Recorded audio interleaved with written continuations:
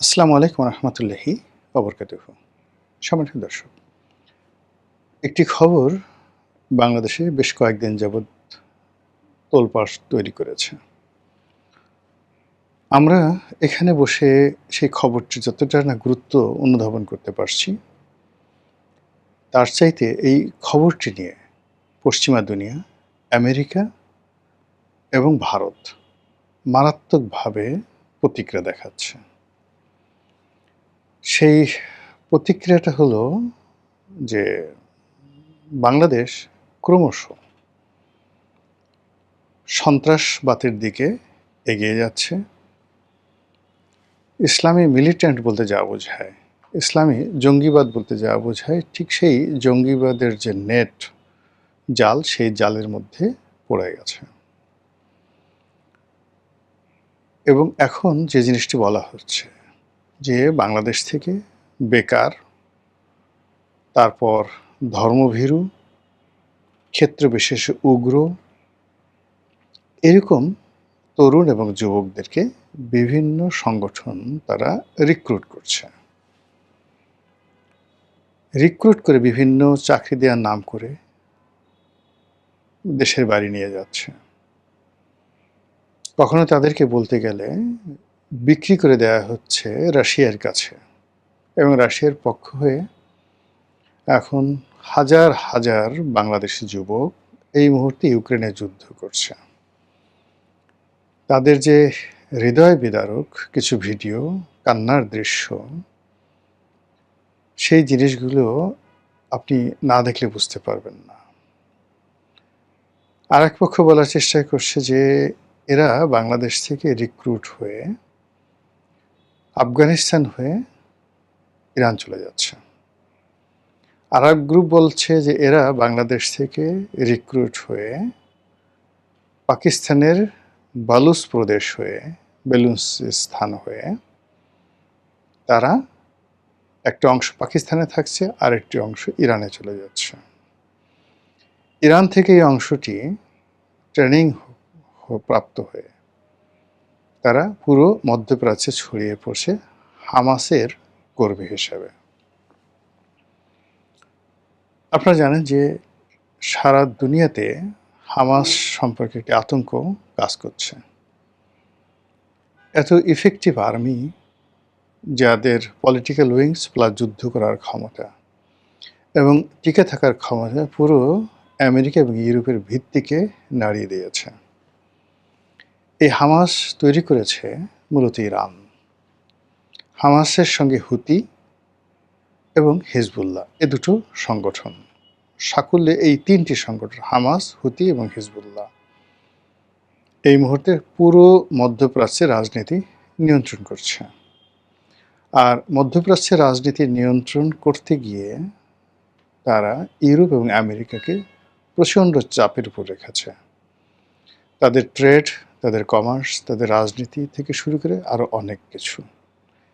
এই যে গত 3 বছর ধরে যে যুদ্ধগুলো, বা 4 বছর ধরে যে অবিরত যুদ্ধ হলো, প্রায় 2 দফায় যুদ্ধ হলো আপনার পশ্চিম তীরের সঙ্গে, মানে গাজার সঙ্গে, হামাস অধ্যুষিত যে এলাকা তাদের সঙ্গে। কন্টিনিউয়াসলি যুদ্ধ হচ্ছে লেবাননের সঙ্গে, ইয়ামেনে তো যুদ্ধ চলছে। সেখানে দুর্ভিক্ষ থেকে শুরু করে আরও অমানবিক অনেক ঘটনার পরেও এই যুদ্ধগুলো চলছে। এই হামাসকে কেন্দ্র করে বাশার আল আসাদের সরকারের পতন হলো। আর এখন ইরান যেভাবে শক্তিশালী হয়ে পড়েছে, তাতে করে সংযুক্ত আরব আমিরাত, কাতার এবং কুয়েত, এই রাষ্ট্রগুলোকে এবং ইনক্লুডিং সৌদি আরবিয়া, ইরানের আধিপত্য মানতে হবে।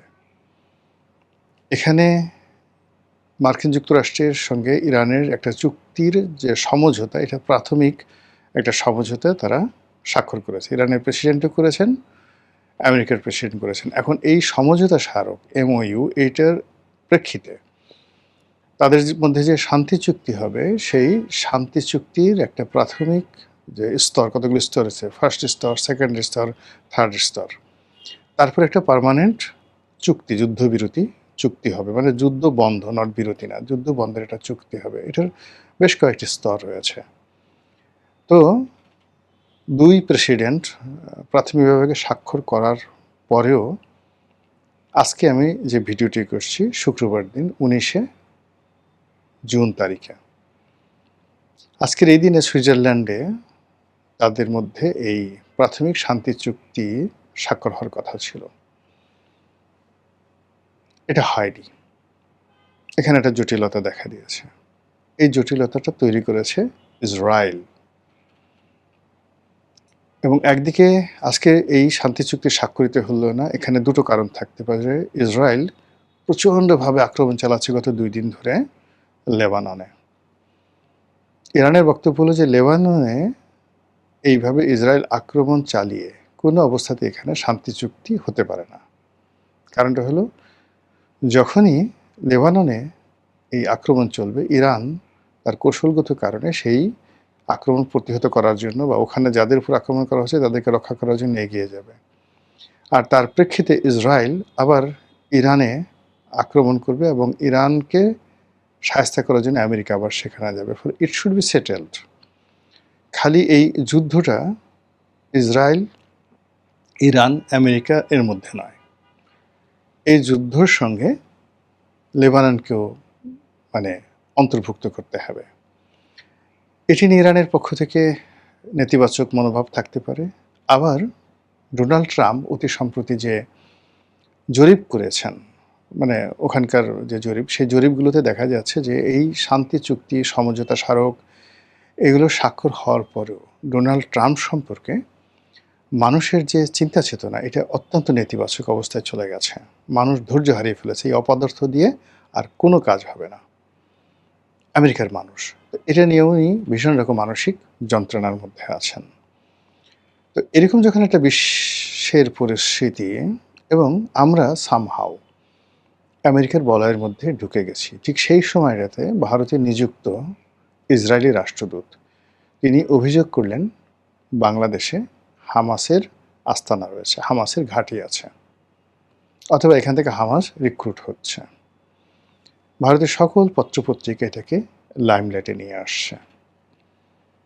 আপনারা জানেন যে এই পৃথিবীতে আমেরিকার সাথে ইসরায়েলের যে সম্পর্ক কৌশলগত, এই সম্পর্কের বাইরে ইসরায়েলের সঙ্গে যদি অন্য কোনো কৌশলগত সম্পর্ক থাকে, দ্বিতীয় গুরুত্বপূর্ণ সেটি হলো ভারত বনাম ইসরায়েল।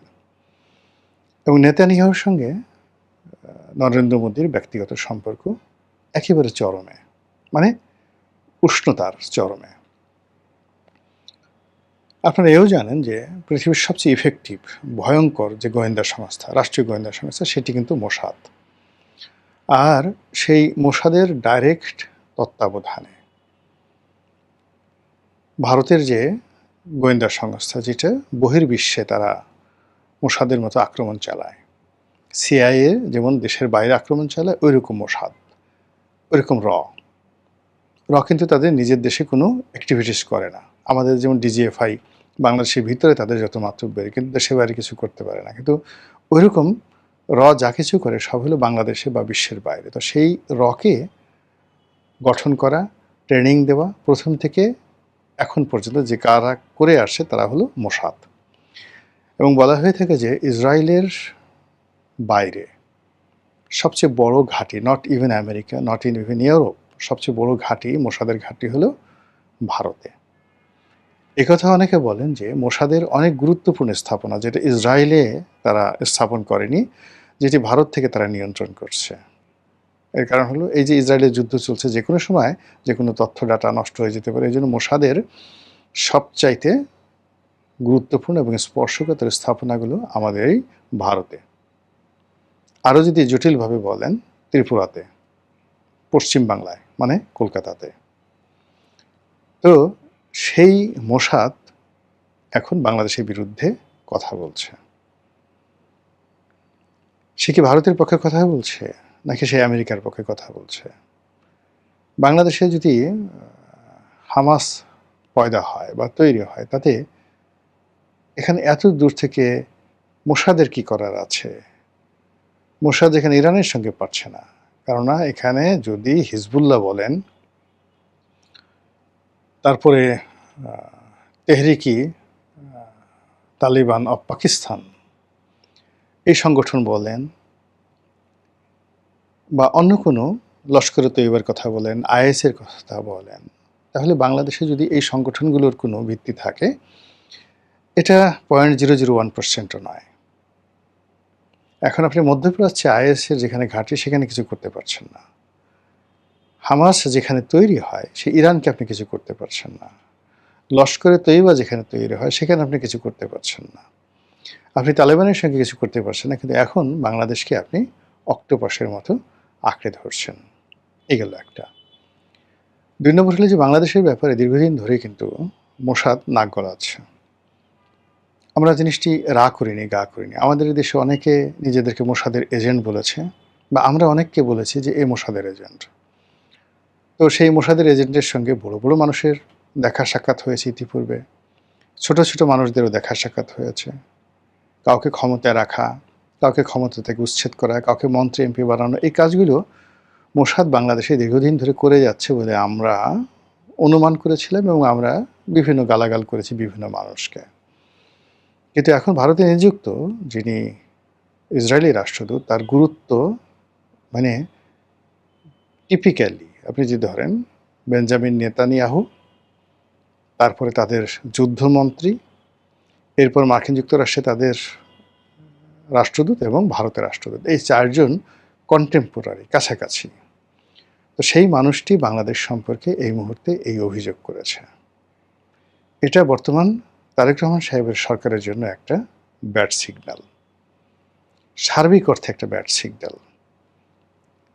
সরকার যদি স্মরণ করে যে 2001 সন থেকে 2006 সনে এই বাংলাদেশে কি হয়েছিল, এবং তখন সরকারের উপর কিভাবে দক্ষিণ পন্থার যে রাজনৈতিক দলগুলো, উগ্রপন্থার যে সংগঠনগুলো, গোপন যে সংস্থাগুলো বা সংগঠনগুলো কিভাবে সরকারকে অক্টোপাসের মতো চেপে ধরেছিল, সেই সম্ভাবনা, সেই অক্টোপাসের সম্ভাবনা, সরকারকে চেপে ধরার যে প্রক্রিয়া, এটি বর্তমান জমানাতে এসে more than 100 times dangerous for the government. আর এই বিষয়টি এখন মোসাদ বলছে, এই বিষয়টি এখন ইসরায়েলের মুখ দিয়ে বেরোচ্ছে। শুধু তাই নয়, কিছুদিন আগে স্বয়ং পাকিস্তান থেকে পাকিস্তানের যে প্রতিরক্ষা মন্ত্রী, পররাষ্ট্রমন্ত্রী, তারাও বাংলাদেশে জঙ্গিবাদ তৈরি হচ্ছে এবং এই জঙ্গিরা এখানে ট্রেন আপ হয়ে পাকিস্তানে গিয়ে তারা অপকর্ম চালাচ্ছে, এই ধরনের কথা বাংলাদেশে এসে তারা বলে গেছেন। তো কাজেই যত সহজে সময় পার করছি আমরা, বা যেভাবে আমরা চোখ বুজে প্রলয় বন্ধ করার চেষ্টা করছি, প্রলয় ভুলে থাকার চেষ্টা করছি, পরিস্থিতি আসলে সেই দিকে নয়। মহান আল্লাহ আমাদের সবাইকে হেদায়েত দান করুন এবং হেফাজত করুন। আসসালামু আলাইকুম ওয়া রাহমাতুল্লাহি ওয়া বারাকাতুহু।